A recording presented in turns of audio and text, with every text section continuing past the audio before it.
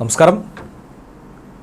ഇന്ത്യക്ക് മേൽ വീണ്ടും ശക്തമായ നടപടി തുടരാൻ തന്നെയാണ് ഇറാൻ തീരുമാനിച്ചിരിക്കുന്നത്. ഇറാൻ തുറമുഖത്ത് ഇന്ത്യക്ക് എന്ത് പങ്കുണ്ട് എന്ന് ചോദിച്ചാൽ ഏവർക്കും അറിയാവുന്ന ഒരു വിഷയം തന്നെയാണ്. ഇറാന്റെ തന്ത്രപ്രധാനമായ ചബഹാർ തുറമുഖത്തിന്റെ പ്രവർത്തനങ്ങൾ അത് ഇന്ത്യ ഏറ്റെടുത്ത് നടത്തുകയാണ്. അതിലാണ് ഇന്ത്യക്കും മറ്റു രാജ്യങ്ങൾക്കും ഏർപ്പെടുത്തിയിരുന്ന ഉപരോധം അതുപോലെ തുടരാൻ അമേരിക്ക തീരുമാനിക്കുന്നത്. തുറമുഖത്തിന്റെ പ്രവർത്തനങ്ങൾക്ക് 2018 നൽകിയ ഉപരോധ ഇളവ് പിൻവലിക്കുമെന്ന് അമേരിക്ക പറഞ്ഞു. ഇനി ഒരു ഇളവും ഉണ്ടാകില്ല. ഇത് പ്രധാന ടെർമിനൽ വികസിപ്പിക്കുന്നതിൽ ഇന്ത്യയുടെ പങ്കിനെ സാരമായി തന്നെ ബാധിച്ചേക്കാം. പ്രത്യേകിച്ച് പ്രതികാര നടപടിയുമായി ഇന്ത്യക്ക് മേൽ മുന്നോട്ട് നീങ്ങുന്ന ട്രംപിന്റെ നീക്കങ്ങൾക്ക് കൂടുതൽ കരുത്തു പകരുന്നതാണ് ഈ വിഷയം. പക്ഷേ ഇന്ത്യ ആകട്ടെ ശക്തമായി തന്നെ ഇതിനെ പ്രതിരോധിക്കുമെന്നുള്ള കാര്യത്തിൽ സംശയമില്ല.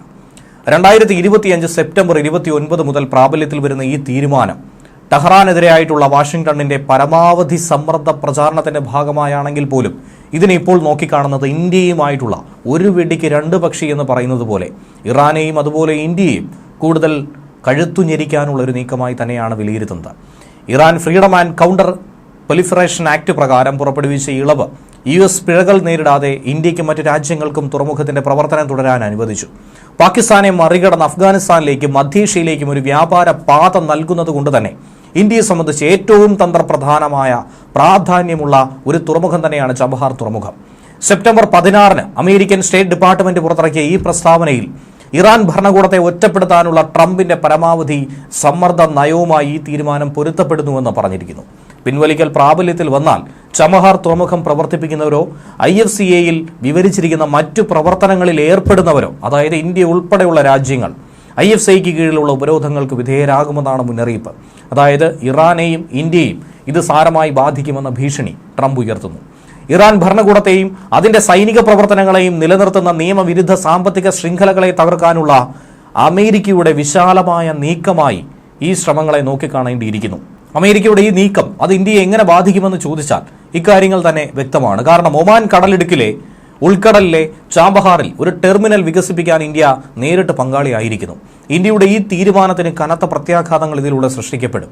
2024 മെയ് 13 തുറമുഖം പ്രവർത്തിപ്പിക്കുന്നതിനുള്ള 10 വർഷത്തെ കരാറിലാണ് ഇന്ത്യ ഒപ്പുവെച്ചിട്ടുള്ളത്. ഒരു വിദേശ തുറമുഖത്തിന്റെ നടത്തിപ്പ് ഇതാദ്യമായിട്ടാണ് ഇന്ത്യ ഏറ്റെടുത്ത് നടത്തുന്നത്. അതിലൂടെ ഇന്ത്യ കണ്ടിരിക്കുന്ന ലക്ഷ്യങ്ങൾ അത് വളരെ വലുത് തന്നെയാണ്.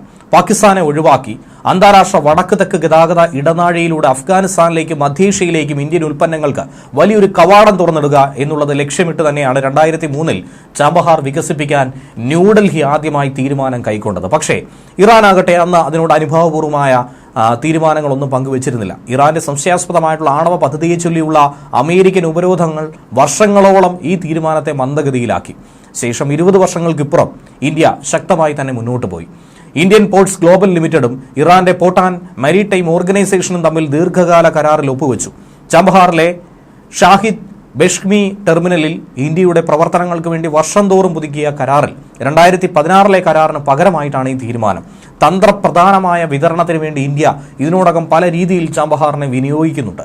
2023 ഈ തുറമുഖം വഴി അഫ്ഗാനിസ്ഥാനിലേക്ക് 20,000 ടൺ ഗോതമ്പ് സഹായമാണ് നൽകിയത്. 2021 ഇറാനിലേക്ക് പരിസ്ഥിതി സൗഹൃദ കീടനാശിനികൾ അടക്കം ഈ തുറമുഖം വഴി എത്തിക്കാൻ ഇന്ത്യ ശ്രമം നടത്തിയിരുന്നു. ഇളവില്ലാതായതോടെ ഈ പദ്ധതി നടത്തുകയോ ധനസഹായം നൽകുകയോ ചെയ്യുന്ന കമ്പനികൾക്ക് അമേരിക്കൻ ഉപരോധങ്ങൾക്ക് വിധേയരാകേണ്ട ഒരു സാഹചര്യം ഉണ്ടാകുന്നു. അങ്ങനെ ഒരു സാധ്യത ഉണ്ടായാൽ ഏത് കമ്പനി മുന്നിട്ടിറങ്ങി വരും എന്നുള്ള സംശയമാണ് ഉയർന്നിരിക്കുന്നത്.